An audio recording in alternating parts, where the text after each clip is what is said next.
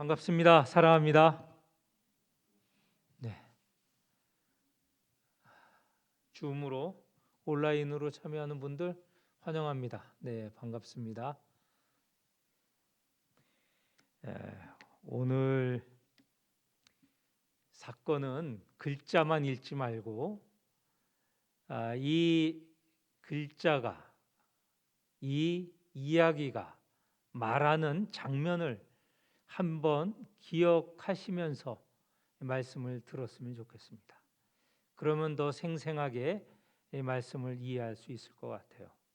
장면은 크게 두 가지 장면입니다. 하나는 나면서부터 걷지 못하는 사람이 걷게 된 사건, 그리고 그 사건 때문에 모인 백성들에게 베드로가 설교한 내용, 이것입니다. 이것들은 다 눈에 보이는 사건이고 또 실질적인 장소에서 일어난 것입니다.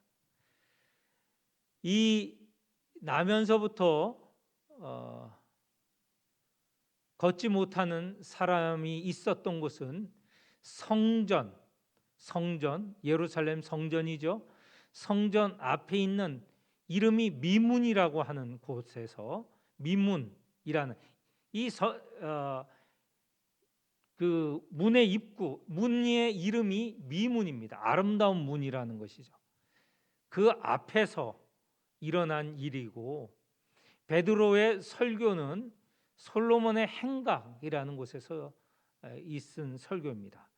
솔로몬의 행각은 성전이 있고 그 성전 바깥에 둘러싼 그런 건물인데, 그것은 마치 복도를 걸을 때 양쪽 벽이 있고 지붕이 있고 복도가 길게 나타나는, 길게 이어지는 것처럼 되어 있는 건물입니다. 그래서 그 공간에는 사람이 쉬기도 하고 또 거주하기도 하는 그런 곳인데요. 여기에 이 행각에서, 솔로몬의 행각에서 설교가 있었다는 것이죠. 첫 번째로 미문 앞에서 일어난 사건입니다.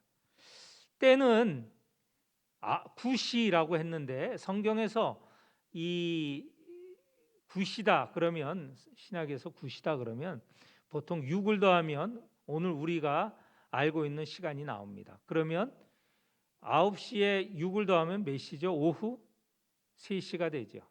오후 3시경에 일어난 일입니다. 베드로와 요한이 성전에 올라가려고 했습니다. 이 성전은 예루살렘 성전이에요. 예루살렘 성전에 올라가려고 했는데, 거기에 누가 그 성전 입구, 성전 문, 미문이라는 곳에 나면서부터 걷지 못하는 사람을 늘 실어 날랐습니다. 2절에 보면 사람들이 그를 메고 미문 앞에 두었습니다. 그러니 이 사람은 그 미문 앞에서 구걸을 한 것이죠. 구걸. 그러니까 장애인이기도 하고 거지이기도 합니다. 그리고 그는 자기가 이 미문 앞으로 올 수 없어서 누군가가 늘 그 앞으로 실어다 줬죠. 누구겠습니까? 제 생각에는 같이 빌어먹는 사람들, 그 사람들 가운데 걸을 수 있고 또 힘을 쓸 수 있는 사람들이 바로 이 거린을, 장애인을 미문 앞으로 늘 날라 주는 것이었죠. 그래서 그가 미문에서 구걸을 하고 있는데, 그때에 베드로와 요한이 성전에 들어가려고 하였습니다. 그런데 들어가다가 이 거린을 보게 된 거예요. 거린을 보는데 그냥 주목하였습니다. 3절에 보면 그 두 사람이 거린을 보고 3절에 그 거린이 구걸하는 것을 보고 4절에 그 둘이 주목하여 보았습니다. 그리고 이 거린은 그 성전으로 들어가는 사람이 한두 명이겠습니까? 많은 사람이 있었죠. 베드로와 요한도 그 사람 중에 뭐 한두 사람이라고 생각을 했겠죠. 그런데 지나가던 그 베드로와 요한이 그를 불렀습니다. 4절에 우리를 보라.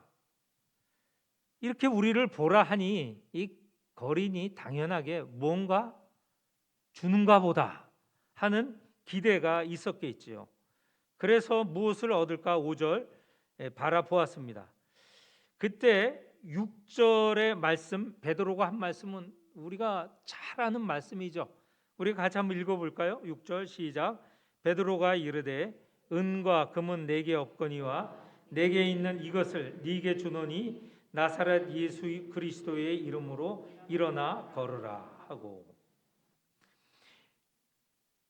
거린이 바라는 것은 이 동전 몇 푼이었을 것입니다. 그런데 베드로는 그에게 나에게는 돈이 없다. 은과 금이 없다. 그렇지만 내가 갖고 있는 것을 줄 것인데 내가 가진 것은 무엇이냐? 나사렛 예수 그리스도다. 그분의 이름으로 일어나 걸으라. 구걸하는 거린에게 준 것은 돈이 아니고 예수 그리스도의 이름이었습니다. 예수 그리스도의 이름을 통한 권능이었죠. 우리가 뒤에서 이어서 보겠지만 예수 그리스도 이름이 그를 일으켜 세웠습니다. 다시 말해서 예수 그리스도께서 그를 일으켜 세우신 것이죠. 베드로가 말한 것 예수 그리스도의 이름이라고 했지만 그 이름이라는 것은 예수 그리스도 그분을 드러내는 말이죠. 다시 말해서 예수 그리스도라는 것입니다. 예수 그리스도가 너를 일으켜 세울 것이다. 일어나 걸으라. 그리고 그의 오른손을 잡았더니 그가 일어날 수 있고 그의 발에 힘이 생겼습니다.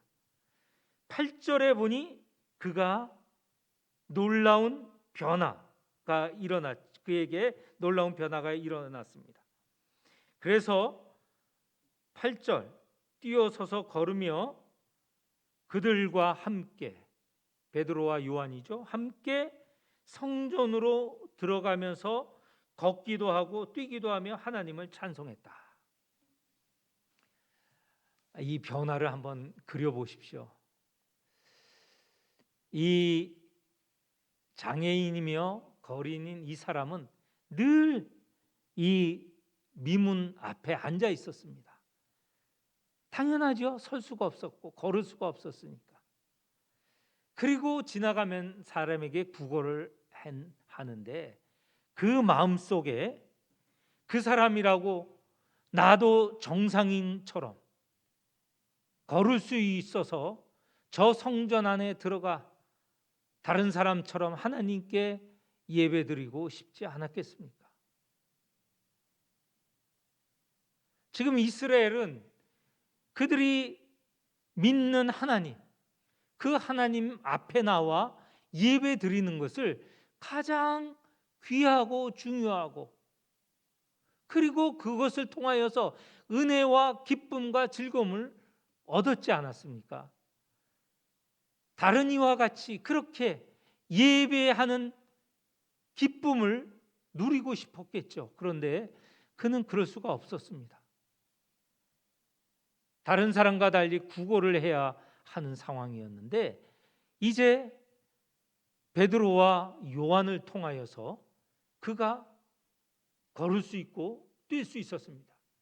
그래서 그가 한 첫 번째 일이 여기에 나오는 대로 성전으로 들어가는 일이었습니다. 8절 그들과 함께 성전으로 들어가면서 그 들어가는 것 때문에 얼마나 마음이 기뻤겠습니까? 그랬더니 걷기도 하고 뛰기도 하고 또 하나님을 찬양했다. 어디 이 지금 회복된 사람의 이 모습이 그려지지 않아요? 얼마나 신이 나겠습니까? 얼마나 기쁘고 감사하고 힘이 넘치겠습니까? 그렇게 성전으로 들어가는 이 회복된 사람, 이 사람을 보고 그 장면을 보았던 사람들도 놀라움을 경험했습니다. 9절, 모든 사람이 이 거린이, 장애인이 회복된 걸 보았습니다.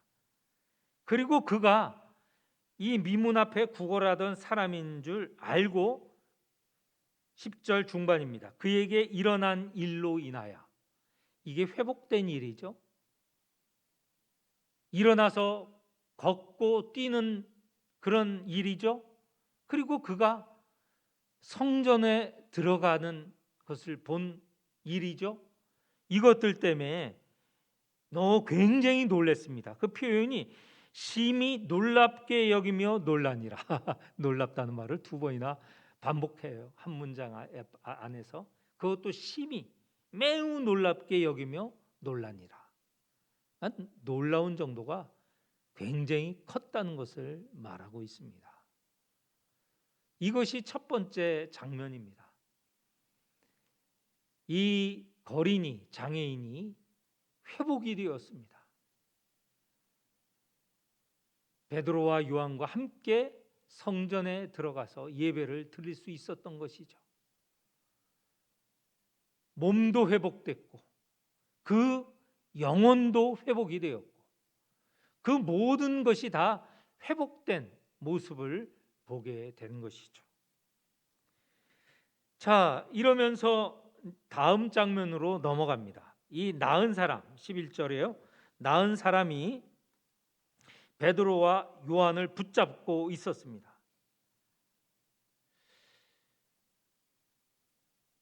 모든 사람이 이 나은 사람과 낫게 한 베드로와 요한을 보고 얼마나 궁금해했겠습니까? 그리하여서 그들은 11절 중반에 보는 대로 크게 놀라며 달려나가 이 솔로몬의 행각에 모였습니다. 여기에 바로 이 나은 사람과 베드로, 요한이 있었던 것이죠. 그들이 있는 곳으로 사람들이 몰려오는 장면입니다. 성전이 가운데 있죠. 가운데 앞에 문이 미문입니다. 그 미문 바깥에 보면 그 성전을 둘러싼 회랑, 이 솔로몬 회랑이 있었는데 그 가운데 솔로몬의 회랑이라는 성전 정문 앞에 있는 이 곳에 이 솔로몬의 행각이라는 회랑이 있었습니다. 그쪽으로 사람들이 몰려온 것이죠. 솔로몬의 행각, 회랑 가운데 행각이 있었습니다. 솔로몬의 행각이라는 곳에 몰려들었습니다. 그때부터 베드로가 이 몰려든 사람들에게 설교를 하는 내용이죠. 그 설교의 내용이 먼저 12절 중반에 보면 이스라엘 사람아 왜 놀라느냐. 놀랄 일이죠. 이게 그냥 거저 넘어갈 일입니까? 놀랄 일이죠. 나면서부터 걷지 못하던 사람이 걷기도 하고 뛰기도 하니 이게 얼마나 놀라운 일입니까? 그런데 베드로가 물은 것은 왜 놀랍게 여기느냐? 너희들이 놀랍게 여기는 것은 마치 내가 이 베드로와 요한이 이 사람을 걷게 한 것처럼 생각하기 때문에 놀라워 했다는 것이죠. 12절 다시 보겠습니다. 이 일을 왜 놀랍게 여기느냐? 우리의 권능과 경건으로 이 사람을 고친 것이 아니다. 그런데 너희는 그렇게 생각하고 그렇게 주목하여서 보는구나. 그러면 누가 어떤 힘이 이 사람을 고쳐 주었는가? 그것은 16절로 건너뜁니다. 16절로 건너뛰면 지금 13절에서 15절에 보면 예수를 소개해요. 예수를 소개하고 이제 건너뛰어서 12절과 연결해서 본다면 이렇게 소개한 예수, 그의 이름을 믿음으로, 16절, 그 예수의 이름을 믿음으로 그 이름이 너희가 보고 아는 이 사람을 성하게 하였다. 다시 또 반복합니다. 16절 중반에 예수로 말미암아 난 믿음이 너희 모든 사람 앞에서 이같이 완전히 낫게 하였느니라. 앞에 이 사람을 고칠 때도 같은 말이죠. 은과 금은 없지만 나사렛 예수 이름으로 일어나 걸으라 했을 때 그 이름 예수 그리스도께서 그를 낫게 하셨다 하지 않습니까? 여기서도 같은 내용이 반복이 됩니다. 이 사람을 온전히 낫게 한 것은 예수 그리스도의 이름, 다시 말해서 예수 그리스도이시라는 것이죠. 우리가 아니라 우리의 권능과 경건, 그 능력으로가 아니고 예수 그분이 이 사람을 고치게 한 것이다. 예수에게 집중할 수 있도록 이것을 적용해 본다면 그렇습니다. 우리의 모든 일, 우리의 지혜, 이것은 예수에게서 나온 능력이고 지혜로 되는 것이죠. 우리 자신의 지혜와 능력으로 되는 것이 아닙니다. 그런데 때로 사람들이 자기의 능력과 지혜로 된 것으로 그렇게 자랑하고 그것이 지나쳐서 심지어 교만하게 됩니다. 내 능력으로, 내 지혜로 이 일을 했어. 너희들 내가 하는 능력, 나의 이 놀라운 지혜 알지? 봤지? 이렇게 말을 하는데 그것은 교만입니다. 베드로 그가 이렇게 놀라운 일을 행하였는데 사람들이 베드로에게서 능력이 나와 이 사람을 고쳤구나, 회복시켰구나, 이렇게 온 눈이 집중하고 있을 때 아니야, 내가 아니야, 예수 그리스도가 이분을 고치셨어 하는 말 쉽지 않은 말입니다. 아, 맞아요. 내가 늘 기도했더니, 늘 성전에 와서 기도를 했더니 기도의 능력이 생겨 이 사람을 고쳤어요. 나의 경건, 나의 믿음이 이 사람을 고치게 했어요. 이렇게 얘기를 하는 거예요.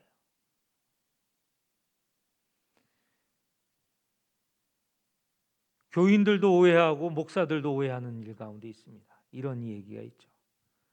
아유, 목사님이 기도해 주셔서 낫게 되었어요.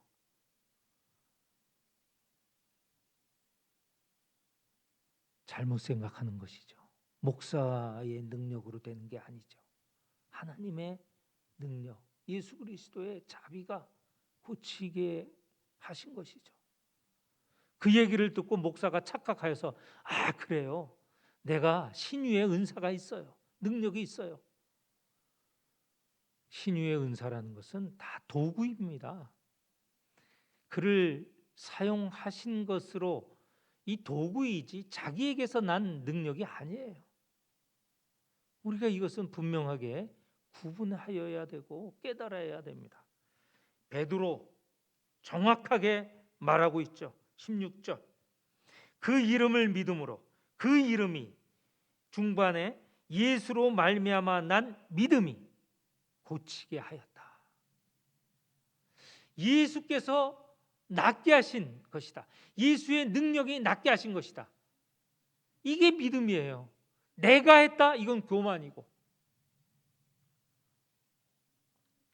그러면서 이제 예수 그리스도에 대한 집중, 이 병자가 낫게 된 것, 환자가 낫게 된 것을 통하여서 베드로가 얘기하고 싶은 것은 예수예요.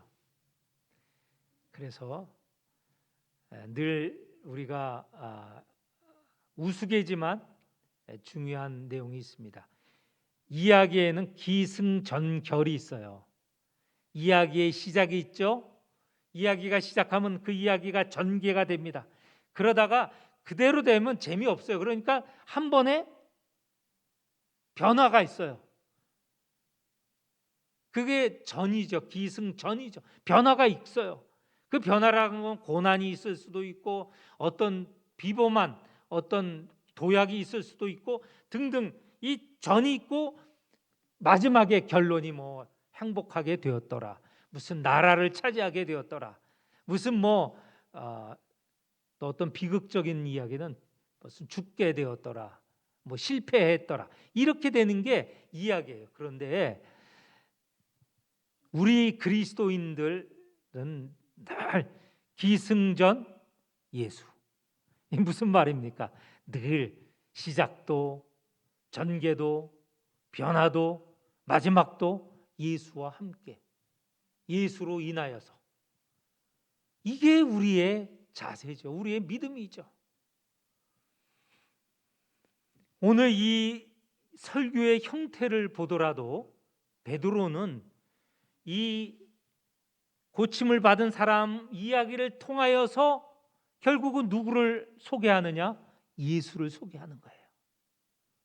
그가 고침을 받을 때도 예수의 이름으로 예수께서 고치셨다 하고, 그리고 사람이 잔뜩 몰려들었을 때도 결국은 우리가 아니다, 우리의 능력이 아니다, 예수께서. 그리고 난 다음에 그러면서 동시에 예수를 소개하는 겁니다. 13절 15절 사이에 들어간 이 내용에 예수를 소개를 했어요.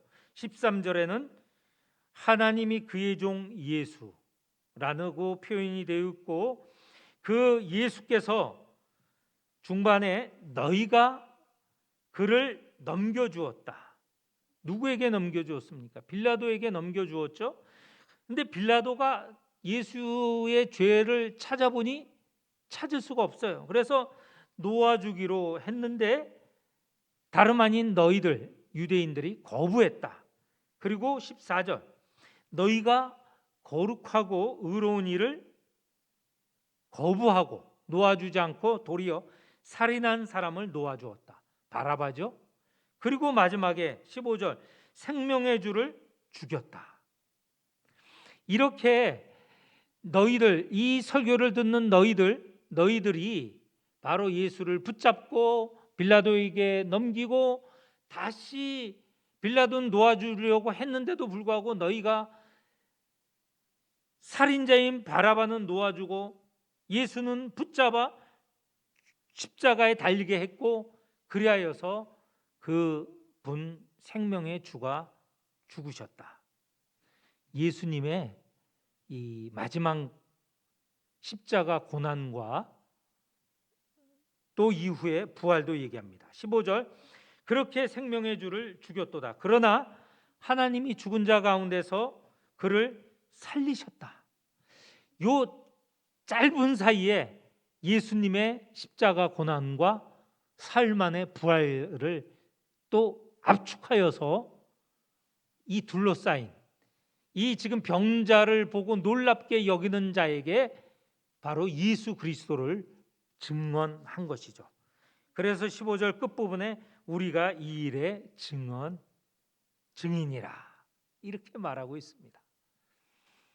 저는 이 지금 3장을 보면서요, 베드로 그는 온통 예수의 사로잡힌 분이다라는 것을 깨닫게 되었어요. 그냥 몸에서 저절로 예수가 증거되는 거예요. 의도적이고 생각하고 하는 면이 분명히 있지만 그 자신이 예수의 영으로 덮인 사람이에요. 그래서 뭘 하기만 하면 예수가 증거되는 그런 모습을 볼 수가 있습니다. 그리고 아까 말씀드렸던 대로 16절에는 우리가 아니라 이 예수의 이름으로 고침을 받았다라고 설명을 하고요. 17절 이후에도 다시 예수에 대한 증언입니다. 그게 뭐냐면 17절 왜 너희들이 예수를 죽였느냐? 그 예수는 어떤 분이냐? 다시 돌아가면 13절에 보면 하나님의 종, 그리고 14절에는 너희가 거룩하고 의로우니, 그리고 15절에는 생명의 주. 예수님을 이렇게 소개를 했습니다. 이런 분을 너희가 죽였다라는 거예요. 이게 얼마나 잘못된 일입니까? 하나님의 종이고 또 거룩하고 의로우니, 그리고 생명의 주를 죽였다 할 때 그게 얼마나 큰 사건이고 얼마나 큰 잘못이고 얼마나 큰 범죄가 아니겠습니까? 그런데 베드로가 너희가 그렇게 크나큰 범죄를 저질렀는데 그럴 만한 이유가 있다는 거예요. 17절 형제들아 너희가 알지 못하여서 그리 하였으며 너희 관리들도 그러한 줄 아노라. 너희들이 모르고 한 짓이다.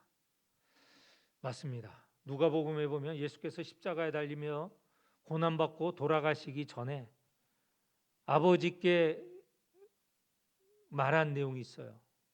아버지, 저들이 자기가 하는 일을 알지 못합니다. 십자가에 돌아가시면서 저들의 음모와 조롱과 비방 가운데 돌아가시면서도 그렇게 저들이 무슨 일을 하는지 알지 못합니다 라고 오히려 하나님께 변명해 주시는 우리 주님을 보게 되었는데 오늘 베드로도 여기에 동참하고 있습니다.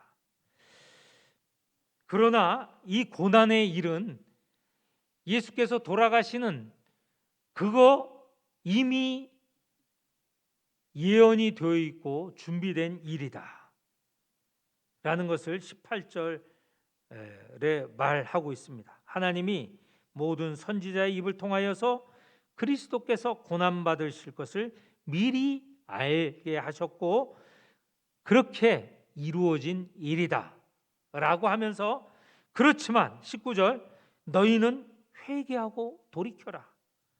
너희가 지은 죄를 없이 하라. 이렇게 회개를 촉구하였습니다. 지난번 속죄제 우리 주일에 설교했을 때도요. 부지중에 지은 죄도 거룩하신 하나님께서는 용납하시지 않습니다. 그래서 속죄 제사를 지내게 되는 것이죠. 물론 고의로 지은 죄라면 그거는 정말 용서받기 어렵죠. 하나님은 죄에 대해서 결코 넘기시지 않으신 분이십니다. 작은 죄라도 하나님께서는 다 처리하고 그 죄를 처리하시고 받아 주시는 것이죠.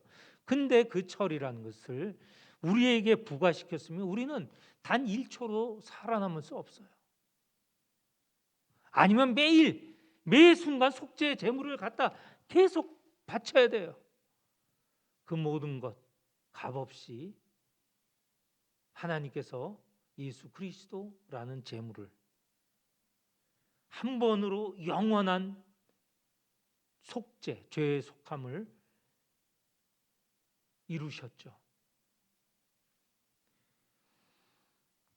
회개하고 돌이켜 19절 너희 죄 없이 함을 받으라.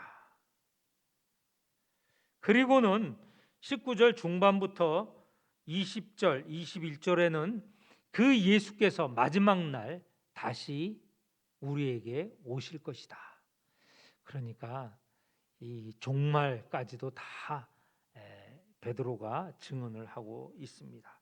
그러면서 22절 이하의 26절에는 이미 예수는 우발적으로 오신 분이 아니고 성경에서 다 계획된 대로 이미 과거에 예정된 대로 오신 그리스도시다 라는 것을 말하고 있는데, 22절에는 모세를 통하여서 모세가 나 같은 선지자 하나를 세울 것인데 너희들은 그의 말을 들으라. 모세가 이런 말을 이미 했습니다. 신명기 18장 15절에.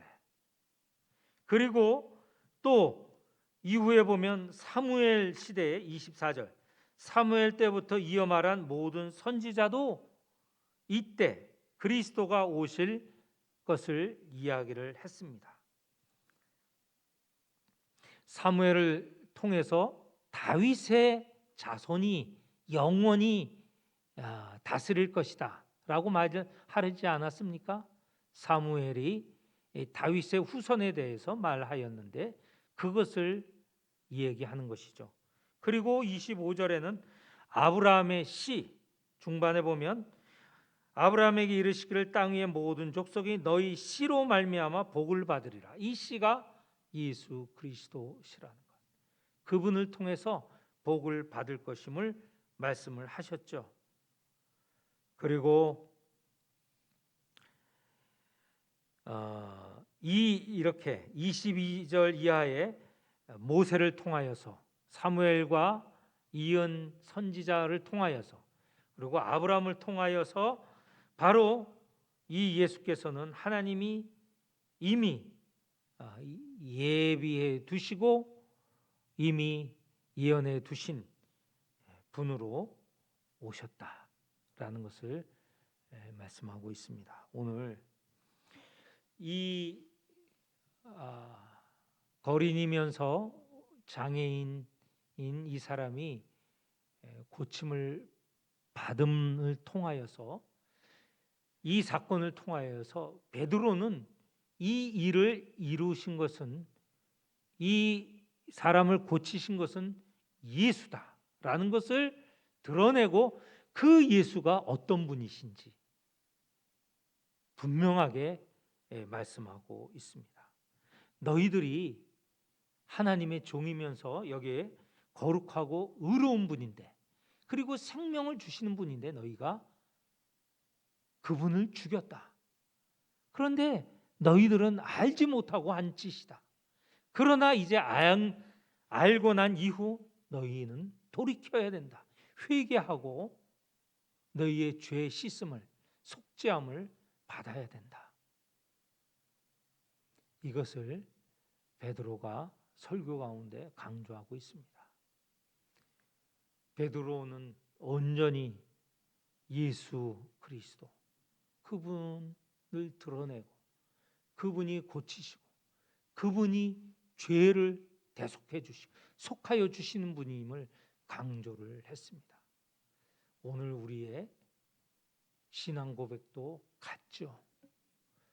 우리의 마음을 바꿔주시고 죄인이었던 우리를 의롭게 하시고 하나님과 원수되었던 우리를 하나님의 백성, 더 나아가서 하나님의 자녀로 바꾸어 주신 분 예수 그리스도이시다. 이 신앙이 우리의 모든 영역에서, 우리가 교회와 예배 드리든지 교회 밖에서 살아가는지 가정에서든 어디에서든 우리는 예수처럼, 예수와 같이 예수를 증거하면서 살아가야 하겠습니다.